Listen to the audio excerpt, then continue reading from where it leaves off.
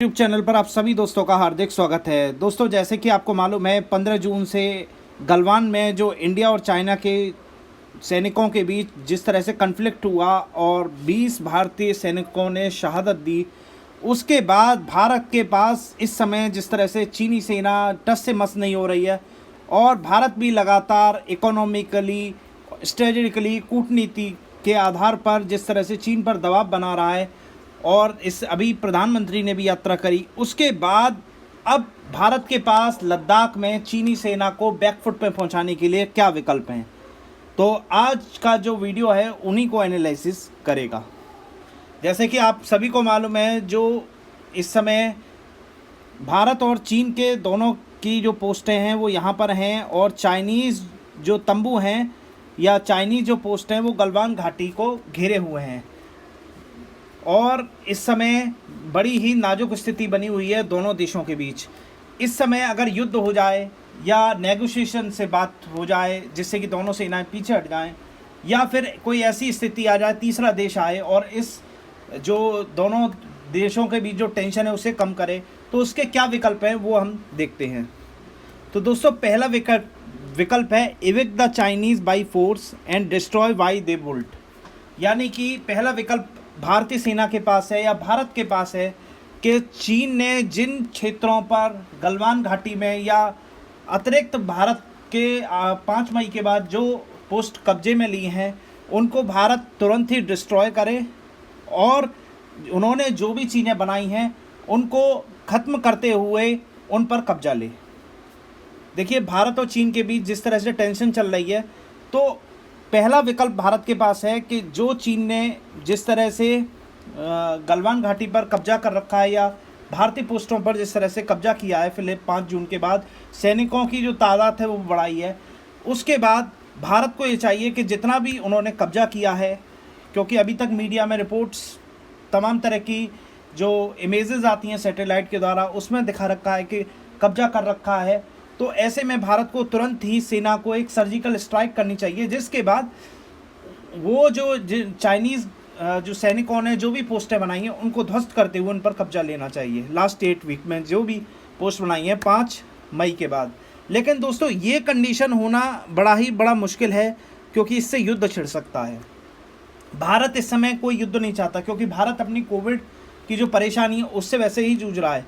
तो भारत इस समय युद्ध नहीं चाहता, शांति के संग दोनों ही सेनाएं जिस तरह से डोकलाम में हुआ था दोनों सेनाएं पीछे हट जाएं, वैसा चाहता है। लेकिन तो ये कंडीशन जो पहला ऑप्शन है ये बिल्कुल सही नहीं है और मुझे लगता है कि ये दोनों देशों को मंजूर भी नहीं होगा।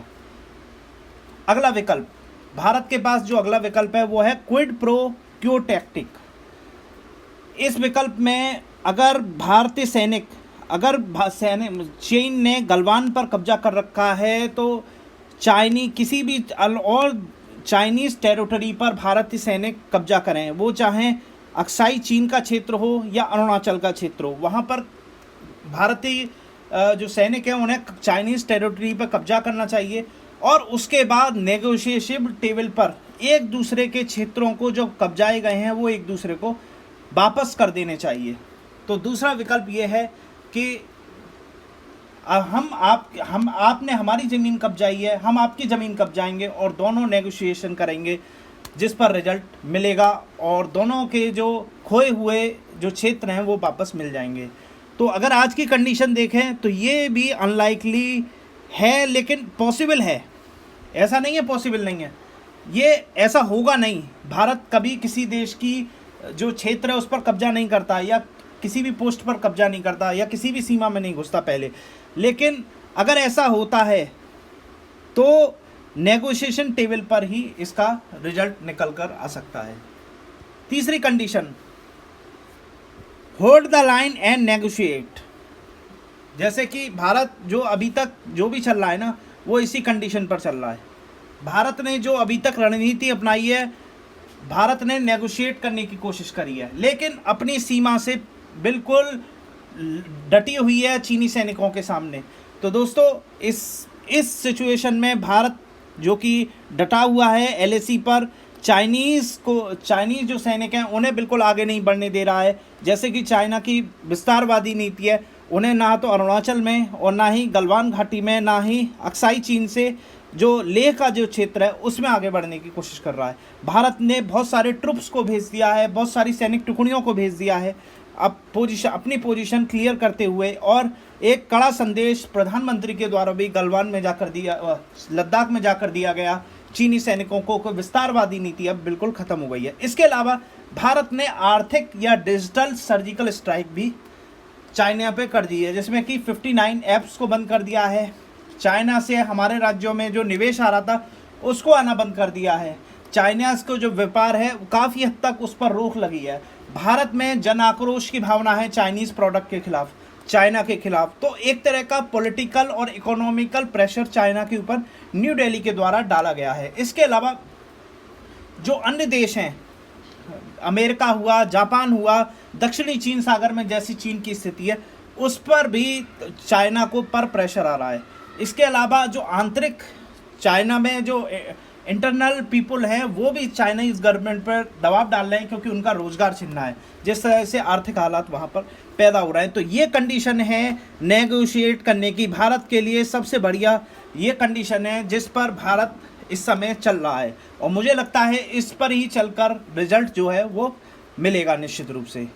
चौथा विकल्प एक और आता है भारत के लिए, एक लिमिटेड वार।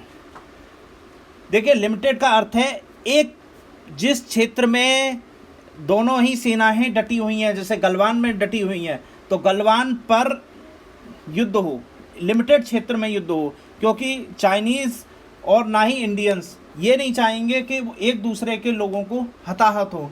जो भी युद्ध हो वो सेना के बीच हो, और इसमें इस तरह का वार हो जिसमें कि भारत एक तरफा वार करते हुए सबसे पहले गलवान में वार करे। इसके अलावा जितनी भी चाइनीज़ टुकड़ियाँ जिन्होंने की कब्जा कर रखा है गलवान में या भारत के किसी भी क्षेत्र में, उनको डिस्ट्रॉय करते हुए आगे बढ़े। इसके अलावा चाइनीज़ भी इसका प्रतिकार करने की कोशिश करेगा, जिसमें कि चीन भी अपनी तरफ से युद्ध की घोषणा करेगा। तो एक लिमिटेड क्षेत्र में युद्ध होगा, जिससे कि जो कैजुअलिटी हैं वो अपेक्षाकृत कम होंगी, क्योंकि बेसिकली वो एक देशों का युद्ध नहीं, वो कुछ क्षेत्रों के बीच का युद्ध है। इसके अलावा इस ऑप्शन पर जाने के लिए भारत को हैवी कमिटमेंट चाहिए, मिलिट्री रिसोर्सेज चाहिए दोनों देशों को। इस समय कोविड की इकोनॉमिक प्रॉब्लम दोनों देशों में चल रही है, भारत में ज़्यादा है, चाइना तो अपनी जो कोविड के पेशेंट है उन्हें छिपा ही रहा है। इसके अलावा पाकिस्तान भी बहुत इंपॉर्टेंट प्लेयर हो सकता है चाइना के साथ। अभी नेपाल पर भी चाइना ने दबाव बना रखा है, जो भी भारत को गीदड़ भभकी सी दे रहा है। तो बहुत सारी चीज़ें इसमें होंगी, लेकिन ये जो कंडीशन है वो हाईली अनलाइकली है, इम्पॉसिबल तो नहीं है, क्योंकि जंग के हालात तो एकदम सीमा पर हैं, लेकिन मोस्टली अगर मैं बात करूं तो ये बहुत कम चांसेस हैं। तो इन चार विकल्पों में भारत जो तीसरे नंबर का विकल्प है नेगोशिएशन का, उसी पर वो भारत और चीन भी आगे चलना चाहता है। अगले वीडियो के साथ एक बार फिर मुलाकात करेंगे। बहुत बहुत धन्यवाद।